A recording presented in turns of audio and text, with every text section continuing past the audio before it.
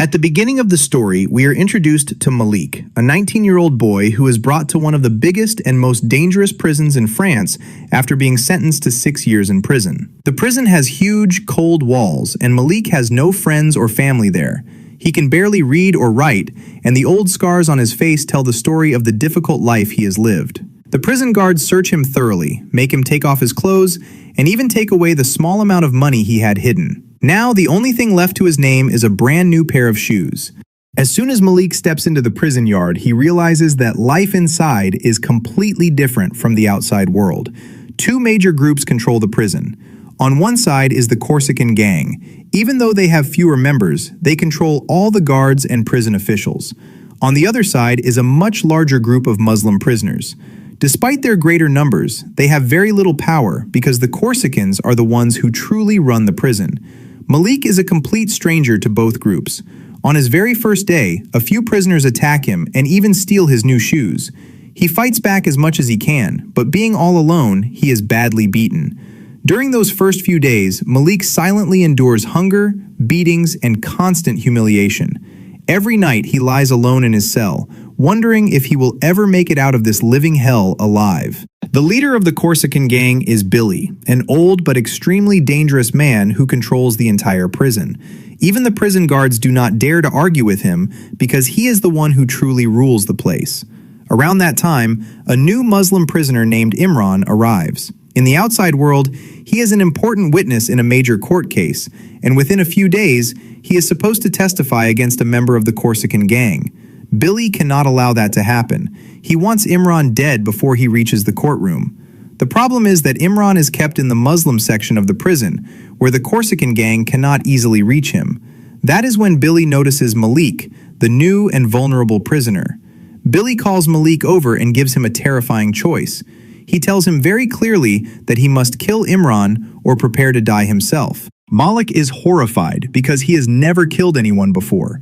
Desperate to escape this situation, he tries to report everything to a senior prison official. However, the Corsican gang quickly finds out. They pull a plastic bag over his head and nearly suffocate him, warning him that they are the only ones who make the rules inside this prison. Terrified, Malik makes one last attempt to escape his fate. He deliberately joins in beating another prisoner, hoping he will be punished with solitary confinement and avoid the murder. But his plan fails. Billy catches him and beats him brutally. Now Malik has no choice left. The Corsicans explain the plan to him. He must hide a sharp razor blade inside his mouth, between his cheek and his teeth. Then he has to become friends with Imran, earn his trust, and kill him when the right moment comes. Sitting alone in his cell, Malik practices hiding the blade in his mouth again and again. But each time, the sharp blade cuts his tongue and the inside of his cheek, filling his mouth with blood. For a young man who still looks so innocent, it feels like living through a nightmare. But if he wants to stay alive, he has no other option. Finally, the terrible day arrives. Malik is sent to Imran's cell. Imran believes that this quiet young man genuinely wants to be his friend. He talks to him kindly, and when he learns that Malik cannot even read or write properly, he promises to give him books and teach him. Imran even tells him something meaningful. He says that in life, a person should always keep learning and become wiser. But Malik is hiding a deadly secret. As soon as he gets the chance, he pulls the hidden razor blade out of his mouth and attacks Imran. The struggle is horrifying and merciless. Malik is badly injured during the fight as well, but he finishes what he was forced to do. Imran collapses onto the floor and dies. Malik carefully places the razor blade into Imran's hand, avoids stepping in the blood, then goes into the bathroom and washes every blood stain from his shirt. That blood changes Malik's life forever. From that moment on, he is under the protection of the Corsican gang. Billy even sends him entire packs of cigarettes as a sign that he is now one of their own. But that protection comes at a very heavy price. The Corsicans have no respect for Malik. They treat him like a servant, think he is a fool, and constantly make fun of him. At the same time, the other Muslim prisoners see him as a traitor, someone who has sold himself to the Corsicans. Poor Malik ends up completely alone. He belongs to neither side, but his real struggle is only beginning. The man he killed, Imran, starts appearing to him like a ghost. Late at night, while sitting alone in his cell, Malik often sees Imran standing before him with the same deep razor wound across his neck. Strangely though, this ghostly figure seems to help him understand every move he needs to make from that point forward. Little by little, Malik learned to turn his fear into strength. This was the moment when the real player inside him finally awakened. Imran's final words had left a deep mark on his heart. Malik promised himself that he would no longer spend his life as someone else's servant. He wanted to become someone important. The first thing he did was start learning how to read and write. During this time, he met another Muslim prisoner named Rayhan. Rayhan was educated, intelligent, and kind. He taught Malik how to recognize letters and read words. As time passed, the two became very close friends. Malik also started attending the prison classes. He learned every small and useful skill that could help him in the future. The boy who could not even write his own name was now reading books. Rayhan became more than just his teacher. In this dark world, he was Malik's only true friend. They spent hours talking together, and for the first time since coming to prison, Malik felt that someone truly saw him as a human being. But the smartest thing Malik did was something no one noticed. He secretly started learning the Corsican language. No one in the prison knew about it. Billy and his men would stand right in front of him and openly discuss their biggest plans in their own language, believing that this foolish young man could not understand a single word. But they had no idea that Malik was now able to understand every conversation. He quietly stood nearby, listening to all their secrets and carefully learning every detail of their criminal business. By now, Malik understood one important lesson.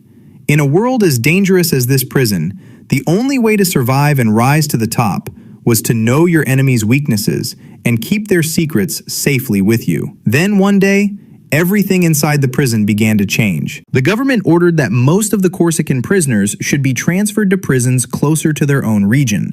One after another, many of Billy's oldest and most trusted men were moved away. The old gang leader, who had once seemed untouchable, slowly found himself becoming more and more isolated. He no longer had enough loyal people to carry out his orders, and his power gradually began to weaken. In the end, Billy had no choice but to trust Malik. He made the young Arab prisoner his eyes and ears inside the prison. From then on, Malik brought him every important piece of information, kept an eye on everything happening around the prison, and handled both his small and major tasks. As Malik continued to behave well, the prison authorities started allowing him to leave the prison for a few hours at a time on temporary release. However, every time Malik went outside, Billy always gave him another illegal job to complete. The old man believed that even while sitting inside prison, he could continue running his criminal business through Malik. But this was where Malik showed just how clever he had become. Whenever he went outside, he did not only complete Billy's work, he secretly started building his own business as well. In just a few hours outside, he finished Billy's tasks and also handled his own operations. Every time he returned to prison, both his business and the money in his pocket had grown.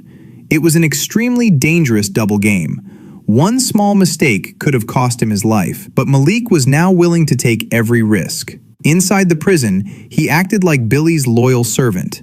Outside, he quietly expanded his own empire. Helping him with this new business was a prisoner named Sam, an experienced drug dealer whom everyone called the Gypsy. Malik joined hands with Sam and entered the drug trade. Rayhan also became an important part of the operation. Not long afterward, Rayhan developed a serious illness and was released from prison early. This gave Malik someone he completely trusted on the outside to manage the business for him. Soon, the three of them had built a strong position in the drug trade, but every step in that business was filled with danger. One day, Rayhan was kidnapped by another smuggler named Latif. When Malik received the news, he was furious. Instead of panicking, he immediately used his sharp mind. He discovered that one of Latif's relatives was serving time in the same prison. Malik had Latif's relative's entire family kidnapped and sent him a direct warning. He made it clear that if even a single hair on Rayhan's head was harmed, no one from Latif's family would be left alive. Faced with this powerful move, Latif had no choice but to surrender. He released Rayhan safely. It became clear that Malik was no longer the frightened young boy who had first entered prison. He had become a smart and dangerous player. However, this secret did not stay hidden from Billy for long. One day, the old gang leader found out that Malik was not only carrying out his work during his trips outside prison, but was also secretly building his own criminal business. Billy could not accept that. Filled with anger, he gave Malik a brutal punishment. He pressed a spoon against Malik's eye with all his strength, damaging his eyesight for a long time. It was Billy's way of reminding him that he was still the real boss. Malik silently endured the unbearable pain. He did not say a single word. But deep inside, his hatred for the old man grew even stronger. Then the story took another major turn, one that completely changed Malik's identity. Billy was working on a major deal with an Italian gang known as the Lingaries. To complete the deal, he decided to send Malik to Italy so he could meet a man named Latrich. Latrich was also an Arab, which was probably why Billy chose Malik for the job. Interestingly, it was Malik's first time traveling on an airplane. Looking at the clouds through the window and enjoying the free food on the flight, he behaved like an excited child. But as soon as he reached Marseille, everything became extremely dangerous. Latrich hated the Corsicans with all his heart, especially because of Imran's murder. The moment he learned that Billy had sent Malik, he pulled a gun on him. Malik's life was suddenly in serious danger. It seemed certain that he was about to die. Then Malik noticed a road sign, and it reminded him of a dream he had seen the previous night, in which a large group of deer were running. He calmly said, "Slow the car down. A deer is about to run onto the road." Everyone thought he was making up a story just to save himself. But only moments later, a deer suddenly ran onto the road, and the car crashed into it. The unexpected accident shocked everyone. Latrich could not believe his eyes. He could not understand how Malik had predicted what was about to happen. From that moment on, he believed that God was protecting Malik. However, Malik also honestly confessed to Latrich that he was the one who had actually killed Imran. Even after hearing the truth, Latrich was so impressed by Malik's courage and abilities that he decided he no longer wanted to work with the old man Billy. Instead, he wanted to do business directly with Malik. This was a huge achievement for Malik. For the first time, he was building a strong reputation in the outside world. People started believing that there was something special about him. After this incident, even the Muslim prisoners inside the jail began to respect Malik.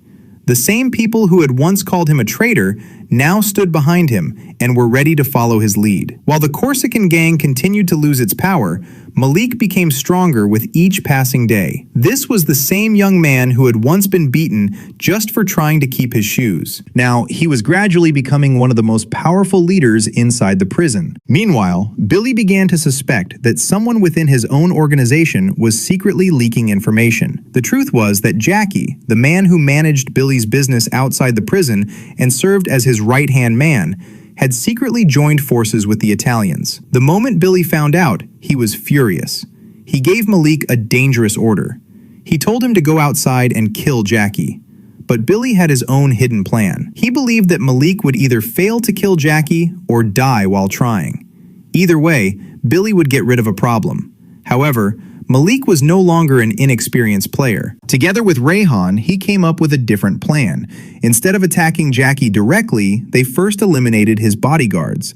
Then, they captured Jackie alive. But rather than killing him, they held a gun to his neck and told him that it was actually Billy, his own gang leader, who had ordered his assassination. After telling him this, they released Jackie alive in the middle of the city. Malik knew exactly what would happen next. The two powerful Corsican leaders would turn against each other, and sooner or later, they would destroy each other on their own. That would clear the path for him. His plan worked perfectly. This single lie started a bitter civil war inside the Corsican gang. The organization that had once ruled the entire prison without fear was now fighting among its own members. Billy, who had once been the most powerful man in the prison, found himself surrounded from every side. One after another, his loyal men were either killed or abandoned him. The feared gang leader was reduced to nothing more than a lonely, helpless old man whom no one even cared to look at anymore. Time had taken away his entire empire. It was the direct result of the same arrogance and cruelty with which he had once ruled over everyone. As this conflict reached its peak, chaos also spread throughout the prison. Violence broke out everywhere, and every group fought desperately to protect its own position. But in the middle of all the bloodshed and confusion, Malik remained completely calm. He understood one simple truth. When two elephants fight, the one watching from the sidelines is often the one who gains the most. When everything finally settled, the entire balance of power inside the prison had changed. The old leaders were either dead or pushed aside. Quietly, Malik stepped into the empty seat they had left behind. He had achieved all of this not with a gun, but with patience, intelligence, and a calm mind. Amid all these events, Rayhan's condition became much worse. His serious illness returned, and this time he decided not to continue his treatment. He knew he only had a few months left to live. Before his death, Rayhan asked Malik to make him one final promise. He wanted Malik to take care of his wife and young son after he was gone. Without hesitation, Malik gave him his word. This friendship was the one relationship that kept the humanity inside Malik alive. Finally, the day of Malik's release arrived. He had completed his full prison sentence, and all the paperwork for his release was ready. For a moment, Malik remembered the day he had first entered this prison 6 years earlier.